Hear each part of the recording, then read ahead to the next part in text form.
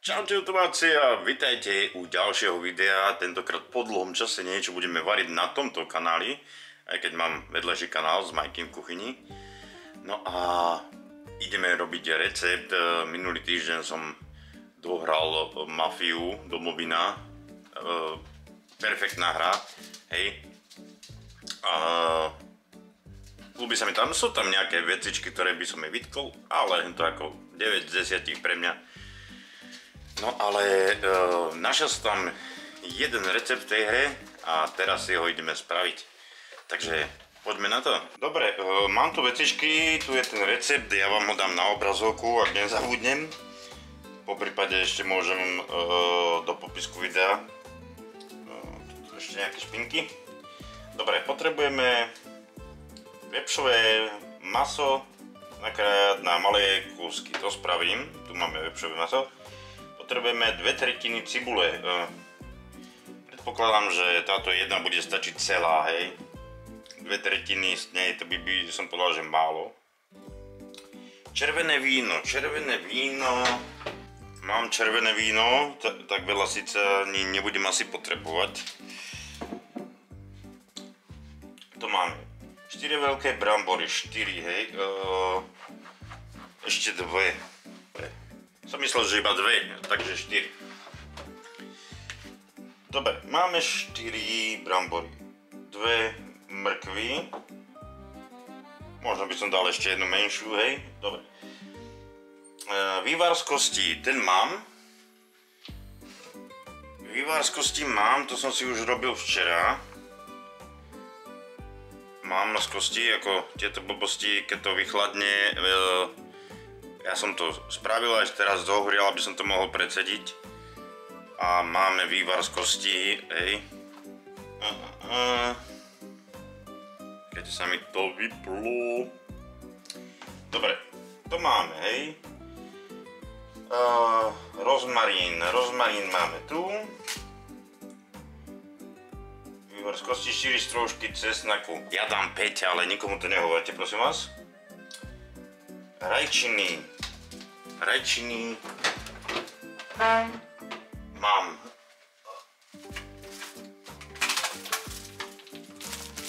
Mám už iba tieto menšie, ale mám. A tie budú stačiť. Rajčata. Po prípade mal by som mať ešte niekde zavarené, to by tiež, ako no, tie s tým kúskami. A hrášok mám tento, hej. Takže rajčiny asi 2 a tieto menšie to je asi tak zhruba tak narovnako, že to je také 2 rajčiny. Dobre, ja to idem popripravovať a hneď som tu. Dobre, ja mám všetko pripravené, aj zemiaky mám nakrájané všetko. A čo máme spraviť? Máme orestovať cibulu a mrkvu na olivovom oleji. Pridať maslo a cesnak. Dobre, maslo ešte musím vyťahnuť. Pridať bravčové mäso. Každých pár minút premiešať. Potom korenie podľa chuti, hej. Pridať víno, napíše sa tam, že nešetriť. A pridať rajčiny, vývar z kostí a vodu podľa potreby, hej. Dobre. Pridať zemiaky potom, no zemiaky to ako sa dlhšie varia, takže lebo sa to má celé, že dochutiť a dusiť pod pokrievkou 3 až 5 hodín, ty kokso, takže takže si môžeme spustiť nejaký film. Potom primiešať hrášok a nechať na sporáku, dokud nezmekne. Takže hrášok budeme, keďže je z konzervy, takže nemusí až toľko sa variť, aby zmekol, to nemeký už dosť. A samozrejme tu mám môjho pomocníka Gucciho. No, od čoho mi voňajú ruky? Od cesnaku, že? Chutí ti cesnak? Ty si blázen malý, no. Dobre, dal som rozohriať olivový olej. Máme tu mrkvu. Dúfam, že som zapol správne som zapol. Máme tu mrkvu a tú cibulu. Budem to robiť v tomto hrnci. Takže tak. A keď som tu zapínal to svetlo, tak mi vyhodilo poistky v kuchyni, tak som museli zapnúť. Počkajte, len vypnem, kde je to svetlo. OK, už je to vypnuté. Kde máme ten recept? Dobre, pridať maslo a cesnak, keď orestujeme toto. Tak, už sa nám to... Máme tam tú cibulku, aj keď to není ešte nejako rozohriaté, ale s olivovým olejom, neviem. Dal som olivový, píšu sa tam olivový olej, tak olivový olej. Takže mám olej. Ešte kúsok cibulky tu zostal. Ideme restovať. Ja by som to aj malinko osolil, že sa to možno pustí šťavu. Tak, ja si myslím, že orestované je dosť, je to také dosť zlatová. Predpokladám, že to má tak byť, lebo nič iné viacej tam nebolo, hej. Máme tam dať to maslo, neviem približne koľko, ale podľa toho hrnca tak dám asi štvrťku. Dáme maslo. A ten cesnak. Ešte to necháme chvíľku, potom pridáme to mäso a každých pár minút premiešame. Krásne to vyzerá zatiaľ aspoň. Teraz tam dáme to mäso. No je čas na korenie, ako hlavné korenie sol určite. Ale počkaj, ja by som tam najprv dal sol, trošku uzavrie tie pory toho mäsa. Takže dáme tam ten rozmarín, keď tam bol písaný. Tak medzi prsty. Tak medzi prsty. Potom ja dám určite červenú papriku. Viete, že ja rád používam červenú papriku. Potom mám takéto korenie, hej, červené. Nie červené, čierne. Je to sezónne z rôznych sezón, tak tam dáme.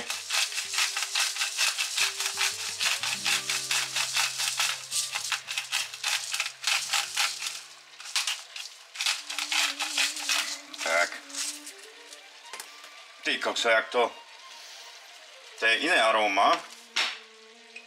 A trochu majoránky. Ja to rozdrtím trošku medzi prstami.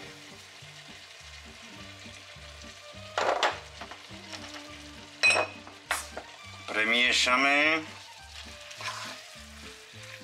Ono to trošku aj to mäso pustilo trochu tej šťavy.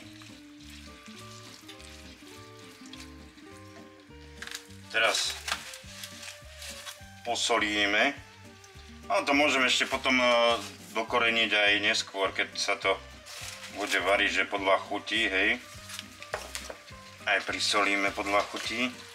Čo, Gučinko, už ti to rozvoniava, len toto bohužiaľ nebude pre teba. Pre teba mám inú mňamku. Tak. Ja to zatiaľ nechám. A čo máme? Popisu práce ďalej.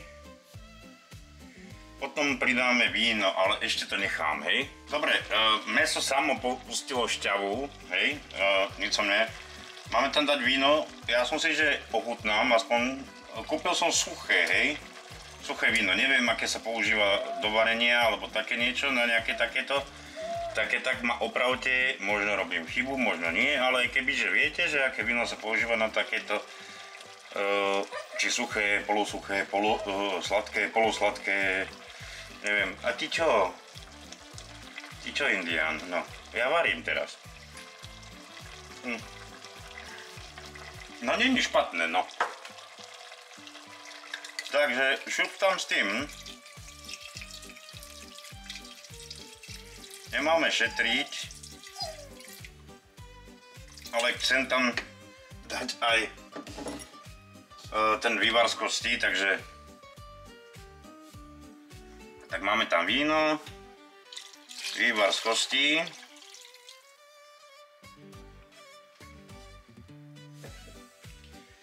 Počkaj, bolo tam ešte niečo. Je tie rajčata. Rajčata tam máme dať. Tie rajčatá. A vodu podľa potreby zatiaľ nepotrebujeme. Už sa to nejaký čas varí, hej. Ja som to trošku ochutnal. Nevonia to nejako, že by ma to nejako lákalo. Tak nejako divne. Neviem to popísať, hej. Vypína sa kávovar, hej.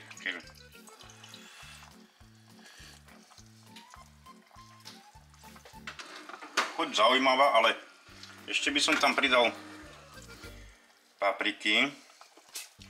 Niekde mám aj tak, čierne korenie. Ujela mi ruka. A ešte mám takéto talianske korenie, hej. Vonia to zaujímavo. No, stačilo to tam dať. A dáme trošku nejaký mix talianského korenia. To je pekná fľaška. A dáme tam tie zemiaky. Dobre, dám tam tie zemiaky.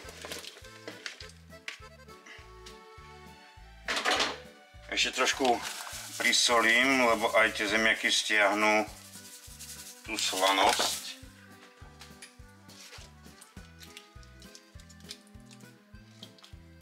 Zatiaľ pozerám mužov v čiernom trojku. Už som to dlho nepozeral. A môžeme nechať ďalej variť. Teoreticky by som tam malinko vody ešte pridal trošku a necháme variť. Varím to na takom miernom na polovičke, hej.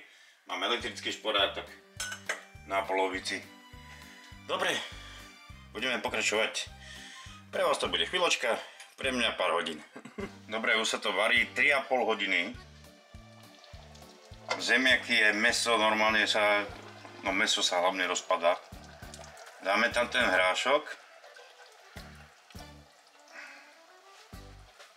Je to 400 gramová konzerva. Ešte som popri tom chodil premiešať, hej. Doplnil som vodu. Asi aj trošku ešte nechám prevariť. Ešte som aj pridal trošku soli. Ešte trošku papriky. Tak chutnáme teraz.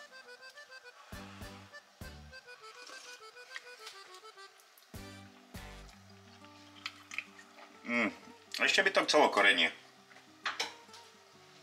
A trošku soli ešte. Trošku korenia. A rozmýšľam, že tam dám aj trošku peperóny. Nech to dostane trochu takú... Však písali tam, že korenie je podľa chuti, nie? Tak. Dáme a ešte malinko osolíme, lebo hovorím, tie zemiaky, ak by to bolo moc slané, stačí pridať zemiak. Dobre. Nechám ešte povariť. Ešte chvíľočku. Lebo keby bol čerstvý hrách, tak vtedy dám trošku dlhšie, ale keď to je z konzervy, tak ten je už vlastne mäkký sám o sobe, tak iba to nechám zovrieť a nechám ešte chvíľku odstať. Je čas si nabrať.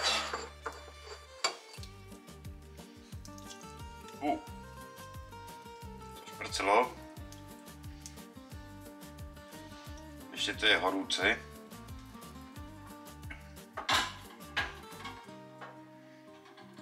Ty na čo čakáš?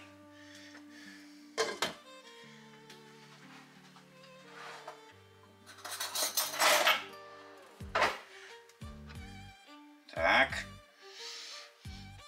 Neviem, zaujímavé to vonia, ako neviem to popísať.